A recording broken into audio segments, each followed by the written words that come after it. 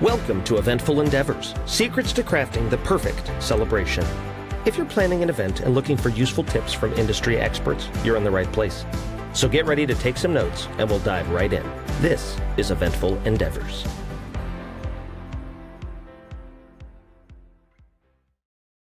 Alrighty. Well, welcome, Becky Kinney. We have Becky Kinney here. Thank you so much for being here. We're excited to have you on the podcast. So Becky is the founder and owner of Events to Celebrate, a wedding and events planning company in Van Meter, Iowa, just outside of Des Moines, but she services the entire state of Iowa. She has over 30 years of event planning experience and is a master certified wedding and event planner through the Certified Wedding Planner Society. She just celebrated 10 years in business. Congratulations. And since starting and specializing in social events, weddings have become 90% of her business. But she still does quite a few corporate events, non-wedding events, social events like grad parties, birthday parties, client appreciations, and showers. Welcome, Becky. Well, thank you for having me. Absolutely. I'm excited that you're excited. We're happy to have you on. So we'll just dive right in. I've got a few questions about your background. So something that really stood out to me was that master certification that you got. I don't hear that very often. So I wanted to have you go into a little bit more detail about that process and also how that kind of makes you stand out from other planners. Sure. So when I first started in the business, a little over 10 years ago, I just kind of felt like I didn't know what I was doing. I was kind of floundering. Even though I've been an event planner forever, weddings are a whole different animal, right? And I didn't feel 100%. like I knew exactly. I was kind of charging what I wanted to charge, so I was kind of floundering. So I had joined another group and it just didn't feel right to me. There are some associations out there for wedding planners, and I just kept searching until I finally found the Certified Wedding Planner Society. And they were my people. I'm like, these are my people. It's a fantastic network of wedding planners. Yeah. It's the largest group of wedding planners. Wow. It's worldwide. And in my area, there's like 4 other wedding planners in the state of Iowa that are all certified and maybe master certified, and we work together. We refer business together, we support each other, we lift each other up, and I think that's what it's all about. But this society has done a lot of training, so there's training every month. I feel like a spokesperson for them. There's training every month for us. We're always learning. I went through the program to become certified, and then I went through the program to become master certified, and it was an extensive training program, and I learned so much, and I just feel like I have a wonderful support system. So that kind of helps us, because if anything should happen to me, I've got clients booked, but if anything should happen to me, I can call up one of my gals and they will step right in and take care of me. They will take care of my clients. They're there for me. And so I feel very lucky to have a group of people that will stand behind me. That is huge. Yeah. And honestly, one of the biggest reasons we've started this podcast as well. We're trying to kind of pay it forward, lift each other up, help out where we can in the business and in the wedding world. So that's awesome. I love that you found that network for sure. Yeah. That kind of then reminds me a little bit of what we were emailing about. You said that you have enjoyed mentoring people as well. Tell me a little bit about that process and what advice you would have for new planners. So, and I truly in my heart believe there's enough business for everybody. And we should lift each other up and not tear each other down. I mean, this is what we should do. I've got a great network of people that I work with, from DJs to caterers, all along. And we should all support each other and lift each other up. The venue should do the same. And so I have had, over the years, people come to me and say, hey, I kind of want to be a wedding planner. Maybe I want to be a wedding planner. I'm like, well, maybe you should just shadow first, because it is not the wedding planner that you see in the movies. I mean, it is not. It's a lot of hard work. Yes.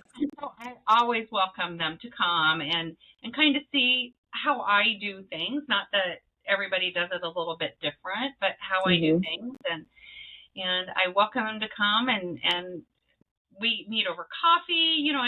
I'll take them to coffee. We'll chat. They'll come to a wedding and see, what I'm doing. And I love it. I love being able to pass Sure. on information or start to have somebody start their own business. Yeah. Yes. Yeah, absolutely. That's great.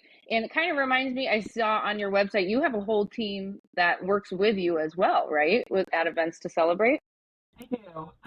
I'm a single woman show, one woman show here, right? Okay. It's my business. It's just me, but I have a lot of gals that do come in and help me because I always have an assistant on day of. Okay. My two daughters reluctantly get to work with me. And then I have a couple other ones, and you can see from my website, they all kind of Mm-hmm. specialize in different areas, depending on what we need. Now, Okay. small town Iowa. I'm from small town Iowa. I mean, it's tiny. Great. And so as I started my business, I just thought I was going to be a wedding planner. That's it. Mm-hmm. Wedding planner. But come to find out, well, who's going to serve the alcohol? Who's going to serve the food? Who's going to do this? Who's going to do that? So I started adding on these little areas. So we do offer some bartending. Oh, wow. I don't have a bartending service, but if somebody is able to bring in their own alcohol and they want to have somebody serve it, we certainly can do that. We serve food. We, do a little bit of everything on that thing, help set up buffets. I work with several caterers that they don't have servers, and so we'll go in and bus tables and do things like that. It just kind of grew into just these different areas that might be needed. Yeah, sounds like it, like full service pretty much. Well, and I feel like that's big for couples too. Like there's so much that goes into this day. If you can kind of take, a bunch of stuff off their plate, then that's definitely more appealing, right? Yeah, there's over 5,000 details for every wedding. Oh my gosh. And it doesn't matter if it's a wedding for 50 or a wedding for 500. There's still all those details that need to be checked off. That's wild when you put it that way, but it makes sense. It really does. Well, great. So we've talked a little bit then how you got into weddings. I know you mentioned on an email as well to me that you came from corporate events and trade shows though. So I wanted you to talk a little bit about that transition into weddings and more social events as well. Yeah. Over 30 years ago, I had no idea that my life was going to go where it went. So I took a job in a small trade association. It was a private trade association. And then I ended up being the event planner and the trade show manager and all these other aspects. I had no idea that's where it was going to go. And I found out that I was really good at it. I really enjoy it. Okay. I loved doing it. But along the way, over those 30 years, you have friends call you up. Hey, do you think you could help me with my daughter's getting married? Or, we're having a big birthday party. Do you have, And so I started kind of just dipping my toes in this social event world. And then one of my best friends, her daughter was getting married. I said, let me just do the wedding. Let me just try it and see if how I do. And then that just spurred my whole business. I love weddings. I love the social aspect of it. I love everything about it. I do. Feel like, there's fulfillment in both areas, but you get to really see the fulfillment on wedding days, right? Yeah. Corporate is a little boring. Weddings are never. There's a time and a place. Never boring. There's always something that goes wrong. Every wedding I do, but my job is to make sure that the couple doesn't know it. And yes, very true. but I couldn't tell you a wedding that something didn't go wrong at it. I mean, I've never had one. There wasn't. Right. The wedding I did Of just course. last 2 weekends ago, I had the room fully draped. We had hired somebody to come in and drape the room. An hour before the wedding, half of the draping fell. Oh no. Yeah. Did like a company come in and do it? Yeah, I had a company come in and do it, and it fell. So we're zip tying and duct taping, and we got it back up before the wedding. Of course. Oh, I bet you did. Oh my gosh. You know, see, and that's why. That's why you have a wedding planner. Exactly. Just one of the many reasons. Well, that kind of launches actually into my next little segment then. Love to talk about kind of, specific wedding stories and trends and whatnot. So you had mentioned that weddings are not all fun and games. It looks like it in the movies, right? But what usually is the biggest source of drama when planning a wedding? I have to say I'm very careful on my clients. So I don't just take any clients. I have to really kind of vet them and make sure if I'm going to meet with them in an initial consult and there's some dissension among the people I'm meeting with, they're probably not a great fit for me. So Totally. I am very, selective on my clients. But the biggest source is probably, and I hate to say this, the wedding party is a lot of times my biggest obstacle is that Really? wedding. Yeah. Because they're very close. I mean, it's such an emotional day, and they're so close, especially the ones with the bride or, half of the couple. They're very close to that person, and they want it to go perfect, and they don't always put their most trust into the planner. And so they think they can do better. Yeah. So lots of times the wedding party is one of the biggest obstacles. There's always family members that, create a little bit of a problem too. Yep. I hear the parents a lot. Yeah. So how do you typically deal with situations like that with, maybe an over opinionated bridesmaid or something like that? I get hired by the couple and perhaps the couple's parents, so that's who I work for. It's plain and simple. And I do it the way they want it. And I make it very clear. I take on that role of bad guy a lot of times so they don't have to. Totally. I'll hear my couple say, "Hey, can you handle that so we don't look like the bad guy?" I'm like, "Sure." And I, that's who I work for. That's who's hired me, and I'm going to do it their way. So, I do appreciate their input, but that's just not how it's going to go today. Right? Reason number 1,000 that you need a planner, right? Yeah. It's hard. I try to keep a smile plastered on my face, and if I don't, my assistant always tells me, "You're not smiling enough," and I'm like, "Okay." So I try to keep on with kindness, and we get through it. But there's always somebody. Always somebody that 100%. Yeah, I get it. I do. Go ahead. Right. Yes, I agree. But I do wedding hair as well, along with this position as well. And yeah, there's always somebody, the aunt or something, always has an opinion, right? Right. Yeah. Well, great. So let's talk about some trends that are happening in weddings right now. I feel like a lot of couples are trying to like stand out or get the video or the photo for the Instagram, things like that. So what are the current trends that you're seeing right now in the wedding industry? We're Midwest. We're probably a year behind the coast when things come in. I mean, we are Midwest. We're still doing barns, that kind of thing. But some of the biggest trends are the social media content creators that people are hiring for their weddings, which good for them, I guess. If you want to create all this social media content for your wedding, I think that's great. But what I really like is when my couple does something very personal. Like I've done weddings at a park that meant a lot to them, where we hauled in all the generators and the water and tents and all that kind of stuff because they loved that park. They spent a lot of time there and that kind of stuff. Bringing in special foods, having somebody paint.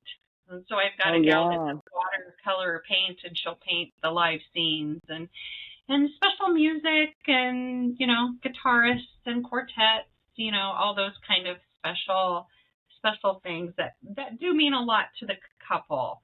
I think that's really important.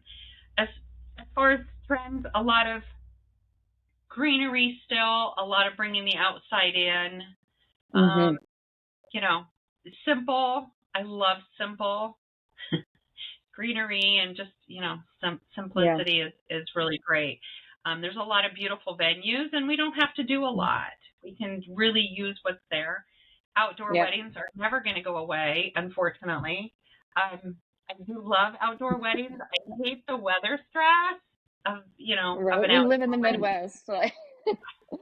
We don't have many good months for outdoor weddings. No. And if you're going to get married in the spring, it's probably going to rain. So we have to have backup 100%. plans. Outdoor weddings are super strong still. But smaller weddings, since COVID, everything's gotten so much smaller. So my typical wedding, it seems like this year is between 100 and 150. So much smaller than I ever had before. Yeah. I feel like whenever I ask a bride or like whenever it comes up, like what was your biggest regret or what's something you would change, it's always the amount of people, right? I feel like that's a big thing. Yeah, we can have a much nicer event for a smaller amount of people. And, before COVID, we had typically it was 350 people, 350 guests. Right. And we're not going anywhere near that anymore. Right. It is you can't a lot. Talk to everyone. Also that. $1,000 for a wedding. Absolutely, at least. Right. For one day. Crazy. Yeah. The costs here are so much more affordable than the cost, in Chicago or even further east. So. Right. Absolutely. 100%. So what are some trends then that you're loving right now? And what are trends that you wish would go away? I love the simplicity. I love simple. I love candles. I love all that, bring that outdoors in. I kind of wish mason jars and burlap would go away. Okay.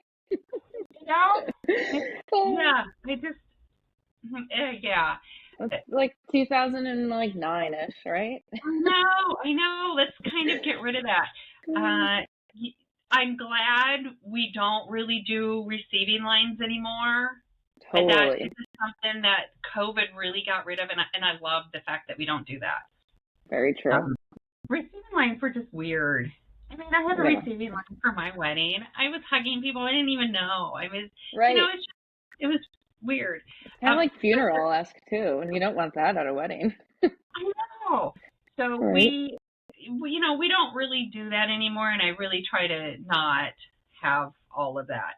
But just changing the ceremonies up or the receptions up to fit my clients, Maybe we don't want to have a party. Maybe we want to do a big trivia night or, so what do you want to do?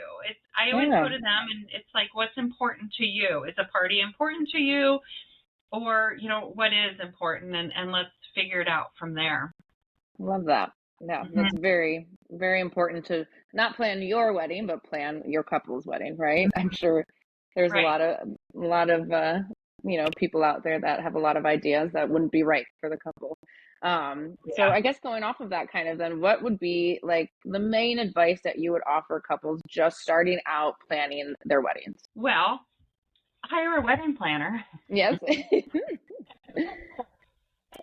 don't have to hire a full service wedding planner. You can hire, I specialize in month of coordination. Okay. So I have kind of turned that page. I offer full service. I offer all of those. But I find that my clients, especially here in the Midwest, or the clients that I get anyway, want to do a lot of that work themselves, which is great. And I just guide them along from the very beginning. From the time they sign the contract, I am guiding them along. So I would suggest you hire somebody that is maybe certified, right? That has actually taken training, that knows what they're doing. You get what you pay for, right? Definitely. For all vendors. For all vendors, right. Yeah. Don't hire a club DJ. They're not going to be able to run your wedding, and I know that. Don't make sure that you read all your contracts. Make sure you have somebody else read all those contracts. Make sure that you have somebody proofreading all of your invitation suites. I had a couple years ago, I had a client, and mom didn't tell me she was going to do programs. I had no idea programs were going to be done. She didn't get a date from her other daughter. Jeez. So I read all my clients' contracts. I read their invitation suites. I vet all their clients, or all their vendors, all their vendors, because we want the best vendors for them. And it doesn't have to be expensive. We just want the best vendors. Yeah. Club DJ is not going to be able to do your wedding. MC, right? Yeah, they're fantastic, but this is not going to be able to do what a wedding DJ can do. You know, so you really need to kind of look at that, even though, and try to hire somebody professional, licensed, you know, that sort of thing. Because you just don't want to get a crappy photographer just because, their pictures are pretty. Make sure that you do really vet those people. Right. So, yeah. Absolutely. That'd be my biggest. That's great advice. Be careful on who you're hiring. Yep. Yeah, and have, those people there that double, triple check for you, that back you up. That's great. Right. Yeah. Oh, it was so important. Right. I feel like always overlooked. Oh, yes. I bet. I feel like I've just noticed that a lot of venues are requiring planners now. Are you seeing that in Iowa? Yes. Yeah, more and more venues, because it makes their job easier. Yeah. Right? A venue coordinator is not a wedding planner. Right. They should not be your wedding planner. There's some venues that say, well, you don't need a wedding planner because we can do that. No, they can't. Nope. They're not going to do the timeline. Stay in your lane. Yeah, they're not going to come and do your rehearsal. They're not going to call all your vendors. They need to, then their job's super important. Don't get me wrong. I couldn't do it without them. Right. Their job's super important. My job is to make their job easier. Yep. So, yeah. Everyone needs to focus on what they should be focusing on and be able to do that, right? Yeah, do your job and do it great. There's a lot of great venues, and they run it very well. Yeah, that's awesome. Well, good. And that's obviously great for the planning industry as well, right? Yeah, it is. Great. Well, let's dive a little bit more into your business specifically. So I want to know, I know you said you have a few different types of packages and whatnot. So tell me a little bit about those packages and your planning process as well. So like I said earlier, I have kind of switched lanes into month of coordination. People think that means that, well, she's not even going to talk to me until a month out, which is not true. As soon as they sign the contract, then I am giving them monthly. I'm contacting them monthly to see, are we checking everything off? Are we getting everything done? So that's pretty much my basic package now, is that month of coordination. Of course, it all includes day of. Day of does not exist. What do you mean by that? So you can't hire somebody to just come in for the day. Right? They would have no idea. We are not clairvoyant. We cannot automatically know what's going on. So you really do need somebody from the beginning. Mm-hmm. And if that is somebody full service, that's great. My basic package, which is month of coordination, it includes everything from meetings and meetings with vendors and all these little things, but the clients are doing the bulk of the work. Sure. They've got Right. pretty much everything booked by then. Giving them a list of DJs. Hey, go check these guys out, and see which ones you might like. You want to have a DJ that I don't have on my list? You can't hire them until I vet them because I want to make sure that they're a good DJ. I'm reading your contracts. I'm reading all of your invitation suite. I am making sure that everything's checked off, all the boxes. Now, from there, we can go into, we can add on. We can add on design because I am design certified. So I can design, I can do floor plans, I can do all those sort of things. So, we can add design on. If you need somebody to tear down at the end of the night, we can certainly tear down at the end of the night. That's when your daughters come into play. Yeah, they don't like. Yeah, so we do tear down at the end of the night and all those kind of things.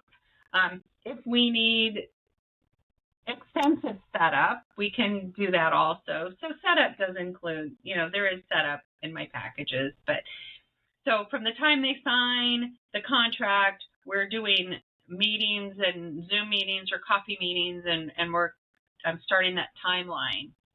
So I do a detailed timeline for every one of my clients. And I do contact every vendor and make sure that the timeline works for them. Yeah, it's a lot of work. Absolutely. Yeah. That's why it's a full-time job. Yeah. Right? But yeah, so and then I just build my packages around my clients' needs. Okay. So kind of like a la carte options as well. Yeah, there are. A lot of people are tired at the end of the day and they don't want to have to worry about cleaning up. And so if that's something that they want to add on, they certainly can. Or I have had clients that said, I don't know how to do room blocks. How do I do that? Where do I even start? Well, we can do those. We can help with that. So I can guide them on just about anything that they need. That's nice. Yeah, that's really good to kind of be able to pick and choose on a scale of exactly, what couples need, because it's always going to be different. Right. Now, what do you think makes you stand out and your company stand out, compared to others? Well, I am small business, right? It's me and always an assistant on the day of. I'm not a big company. I do one wedding a weekend. Okay. I cannot do more than one. I will not do more than one. I devote that weekend to my clients, right? So I don't have a team of planners, that go around and, I'm not big, is what I'm trying to say. So I do one wedding a weekend, and I try not to do more than 2 weddings a month. I still would like to have some sort of social life myself. And right. I feel like very true. I just really, especially at my age, starting to slow down just a little bit. But I just really want to make sure that I'm giving my clients the very best experience that they can have. And that is just limiting how many clients I take. Yep. I think that's really important. I'm constantly seeking more education and doing all that too. So I love to learn. I'm constantly learning and signing up. If there's some sort of class I can take, I'm taking it because I love to do that. Yeah. And it's so necessary because it is such an ever evolving industry, every aspect of it, right? It is. Yeah. It makes me more knowledgeable. I have a girlfriend that owns a flower shop. I worked for her for a year just so I had more knowledge about flowers. Because, absolutely. Everything helps. But yeah. That's awesome. Sounds fun too. Well, that's a lot of work. Yeah, I bet. Yeah. Oh, well, great. So where can everybody find you if they want more information? Social media, website, what's the best way to get a hold of you?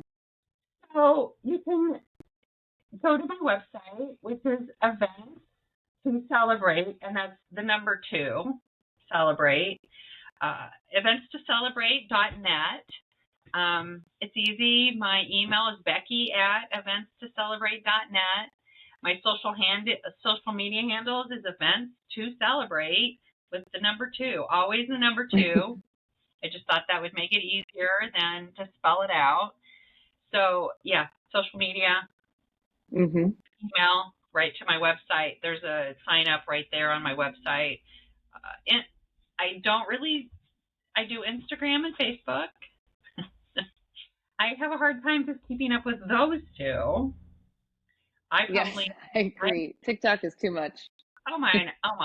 I think so many times I probably need my own social media content creator. 100%. It is a lot trying to run a business and then also trying to keep up with the social media. So I'm not great at it. So sometimes, after you worked a full wedding, that's like the last thing you want to do, right? Yeah. But all right. Well, great. Anything you'd like to add? Anything else you feel we missed? No, just enjoy. So it's so important to enjoy the day. I tell my clients, just take it all in and don't let it pass by too quickly. If you can, for anybody out there that's going to get married, that is planning a wedding, on the day of, if you can spend 10 minutes alone between the ceremony and the reception and just hang out with each other, go to a wet bridal suite, just steal a moment somewhere, and just think about the day and enjoy it. I mean, it goes so fast. Yeah. And before you know it, it's over and you didn't enjoy it. So try to really take it in and spend that special time together. Yeah. Love that. I had the chills from that. That's great advice. Yeah. Well, thank you so much, Becky. Thanks for hopping on. Thanks for having me. This was fun. It was fun. That's all good. You did great. I'm going to stop it now. Thanks for listening to another episode of Eventful Endeavors, Secrets to Crafting the Perfect Celebration. We hope to have left you with some actionable ideas for your own event. If you like the show, please subscribe and definitely leave us a review. We read every comment. So until next time, happy planning and see you soon on Eventful Endeavors.